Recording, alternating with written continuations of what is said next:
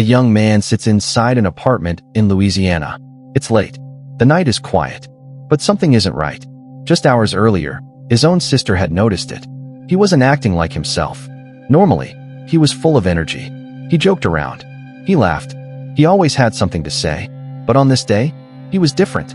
Quiet, nervous, distracted. Almost like he knew something was coming. Then, before the sun could rise, two masked men walked through a door. Moments later, gunshots shattered the silence. When it was over, a 24-year-old man named Rico McGowan was dead. Police arrived. Witnesses were questioned. An investigation began. But no arrests were made. No suspects were charged. And more than a decade later, Rico's family is still waiting for answers. Because one question refuses to go away. Who killed Rico McGowan? And why has nobody ever been caught? Introduction. To understand this mystery, we first need to understand who Rico McGowan was. Because behind every cold case is a real person, a real family, and a life that was cut short. Rico grew up in Louisiana and loved football almost more than anything. He was a huge fan of the LSU Tigers. Watching LSU games wasn't just a hobby for him. It was a passion. He dreamed of wearing that uniform one day. He dreamed of playing defense for LSU. Family members remember him constantly talking about football, watching games, and playing football video games for hours. One thing everybody remembers was his LSU gear, especially a pair of custom purple and yellow LSU shoes that he loved. But football wasn't the only thing people remember about Rico. His family describes him as someone who could make friends anywhere. He had a personality that drew people in. According to his sister, it seemed like every time Rico left the house, he came back with a new friend. People enjoyed being around him. He was funny, confident, charismatic, the kind of person who left an impression. Today, when his family looks through old photographs, they don't just see a murder victim. They see a brother, a son, an uncle, a friend. And 13 years after his death, they are still trying to understand why someone wanted him gone. Because the night Rico was killed contains details that still don't make sense. And those unanswered questions continue to haunt everyone who loved him. Long before the murder, Rico was growing up alongside his 4 siblings. He was one of 5 children. The family eventually moved from Angie, Louisiana, to Bogalusa. Like many young athletes, Rico had big dreams. He played varsity football in high school. People around him believed he had talent. And for a while, it seemed possible that football could become something bigger. His family remembers how much he loved the game. But some of the strongest memories don't come from football fields. They come from family gatherings, from ordinary moments, from the people who knew him best. One of the most important people in Rico's life was his uncle, Kenneth Owens. Kenneth wasn't just an uncle. In many ways, he was a role model. Someone Rico looked up to. Someone he wanted to be like. Kenneth loved watching Rico play football. He loved spending time with him. And over the years, their bond became incredibly strong.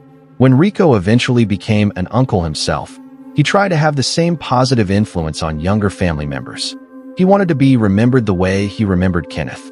His family also describes him as fiercely protective, especially when it came to his mother and his sister, Rico. If someone hurt them, Rico wasn't the type to stay quiet. He always felt responsible for protecting the people he loved. But like many people, Rico wasn't perfect.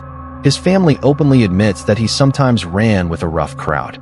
He hustled for money. He spent time around people who may not always have had the best intentions.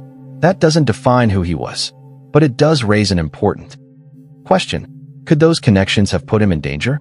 Could someone from his own circle have wanted him dead? Years later, nobody knows the answer. But that possibility would become impossible to ignore after what happened in June of 2012. June 7th, 2012.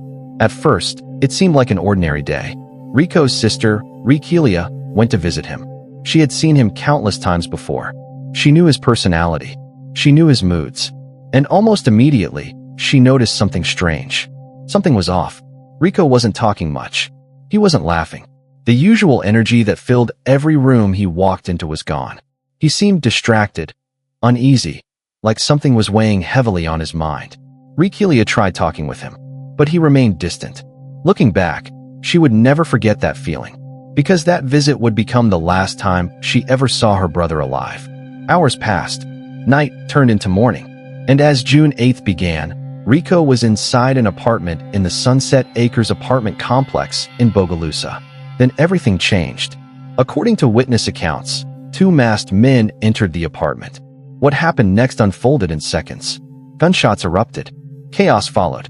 And Rico was shot. Somewhere nearby, phones began ringing. Messages started spreading.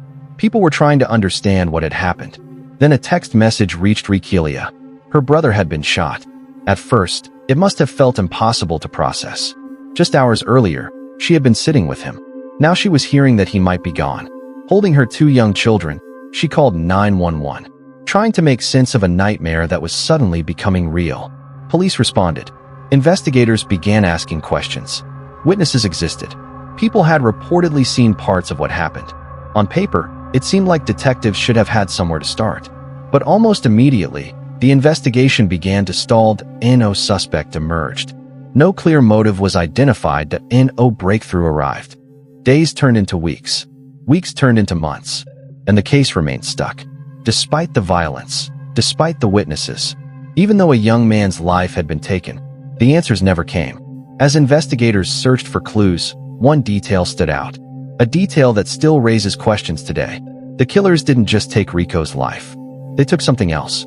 Something deeply personal. His custom LSU shoes. The same shoes he loved. The same shoes his family still remembers. At first glance, that might sound like a simple robbery. But was it? If robbery was the goal, why target Rico? Why enter that specific apartment? Why arrive wearing masks? And why does the case still have so few answers? The stolen shoes created even more questions. Was taking them part of the motive? Was it a message? Was it personal? Or was it simply meant to make investigators think the crime was something it wasn't? Over the years, theories have circulated. But theories aren't evidence. And evidence never led investigators to a suspect. What's perhaps most frustrating is that witnesses reportedly existed. People were present. People saw parts of what happened. Yet somehow, the trail went cold. The identities of the masked men remain unknown. No public suspect. No arrest. No courtroom. No justice. And that leaves one mystery hanging over this entire case. If people saw what happened, why did the investigation reach a dead end so quickly? For investigators, Rico became another unsolved homicide. But for his family, the loss never ended. His death left a hole that could never truly be filled. For Rico, the grief was overwhelming. She had lost more than a brother. She had lost someone she considered her twin. Someone she shared a special bond with. Someone who had encouraged her creativity. One of her favorite memories was how Rico encouraged her writing. He loved hearing her poetry. He pushed her to turn those poems into rap lyrics. Even after his death, that influence stayed with her. Years later, she transformed her pain into something meaningful. In 2018, she published a book of poetry inspired by the loss of her brother. It was her way of keeping his memory alive. Her way of making sure people remembered his name. But she wasn't alone. The entire family refused to let Rico be forgotten. For years, they gathered on his birthday, not only to celebrate his life, but also to honor others in the community whose stories may have been overlooked. They created a simple but powerful phrase, "W or what about Rico?" It's more than a slogan. It's a question, a reminder, a demand for answers. As the years passed, birthdays came and went. Holidays came and went. Children grew older. Life continued moving forward. But the investigation did not. The pain remained. And the possibility that Rico's killers are still walking free remains very real. More than a decade later, this case remains unsolved. And the questions are still there, waiting. Rico's sister noticed something was wrong during their final meeting. A brother, a son, an uncle, a friend. As images of Rico and the family's remembrance events fill the screen, one truth becomes impossible to ignore. Some cold cases slowly disappear from public memory. Some fade into the background. But others refuse to be forgotten. And this is one of them. If you know anything about the murder of Rico McGowan, contact local authorities.